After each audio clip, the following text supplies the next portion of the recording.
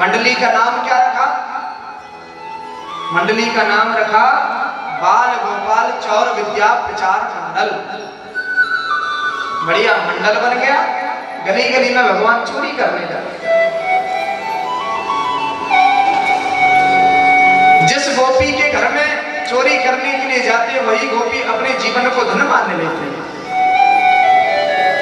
प्रत्येक गोपी चाहती है कि भगवान मेरे घर पे आवे और मेरे घर पे आकर के चोरी करे।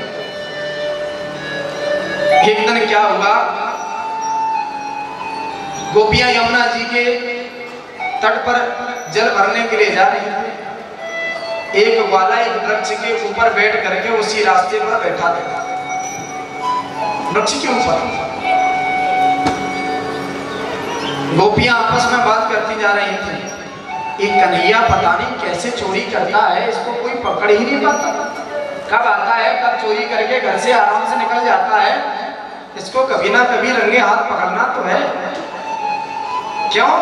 क्योंकि इसकी मैया यशोदा कहती है कि कभी मेरे लाला को रंगे हाथ पकड़ करके लाओ, इसको पकड़ना तो होगा कभी ना कभी। एक गोपी थी, इसका नाम था प्रभावती।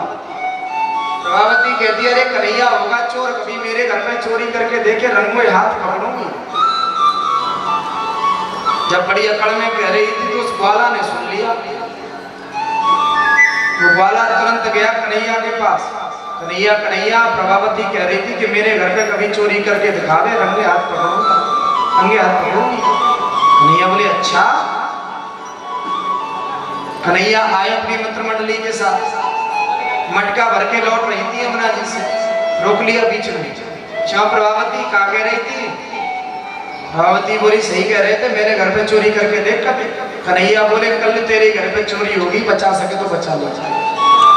प्रभावती बोली अच्छा हाँ ठीक है। दोनों में तनातनी हो गई।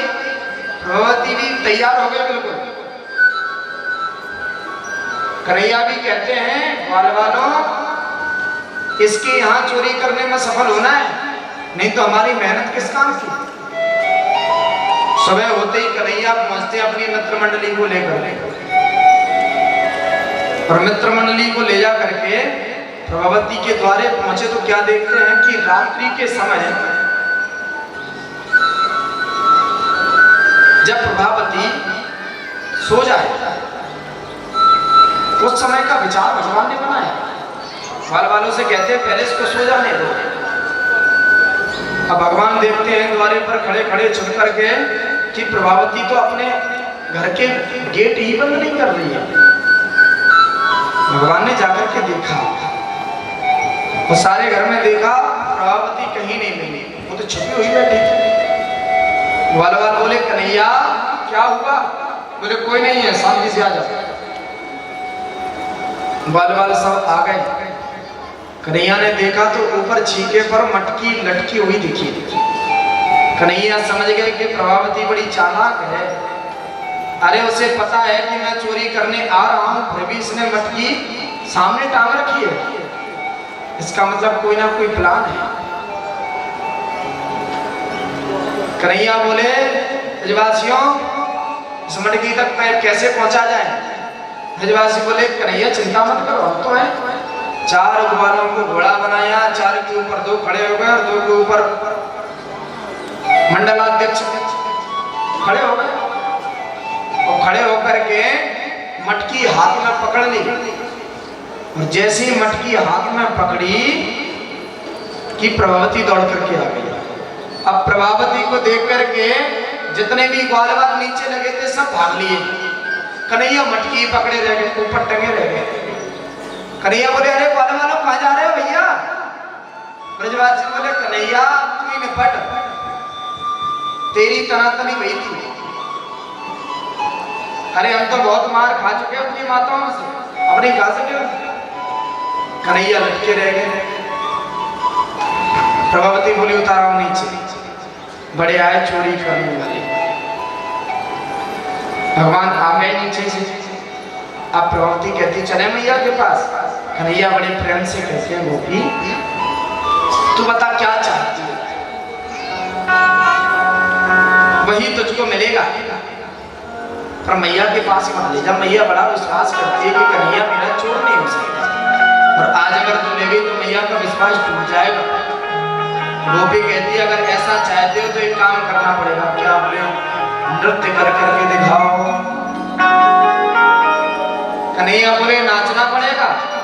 गोपी बोली हाँ बिल्कुल नाचना पड़ेगा। अगर नृत्य दिखाओगे तो छोड़ूंगी, और अगर नहीं नाचोगे तो मैया के पास ले जाओगे। आज कन्हैया ठुमक ठुमक नाच रहे हैं गोपियों के साथ।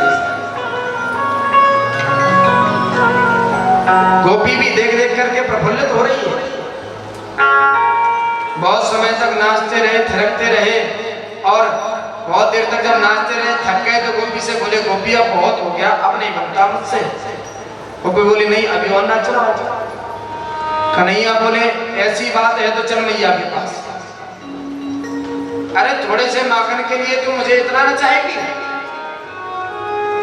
चल ठीक है चलते हैं। कन्हैया भी चल दिए, हाथ पकड़ा प्रभावती ने और मैया के पास ले जाने के लिए चल पड़ी। अब रास्ते में चलते जा रहे हैं, कन्हैया विचार कर रहे हैं कि भावावेश में आकर के मैंने कह तो दिया कि चल मैया के पास, अगर मैया के पास ले गई तो सच में मैया आज छोड़ेगी नहीं, बहुत मारेगी। विचार किया, प्रभावती से बोले प्रभावती एक बात बता। प्रभावती बोली हाँ बता कि नहीं क्या बात? बोले तेरे अंदर थोड़ी बहुत शर्म है कि सब बेच खाई। प्रभावती बोली क्या हुआ? अरे तू यहाँ की बहू है। अरे रास्ते में जाते समय मैंने देखा कितने बुजुर्ग लोग बैठे हैं, तुझसे उम्र में बड़े लोग बैठे हैं, पर तुझे किसी का आदर सम्मान करना नहीं आता। चबूतरा सा मुंह खोल करके चल रही है, चाकू देखे। अरे शर्म कर थोड़ी बहुत। प्रभावती बोली हाँ कन्हैया ये तो मुझे ध्यान ही नहीं रहा गोद में आकर। प्रभावती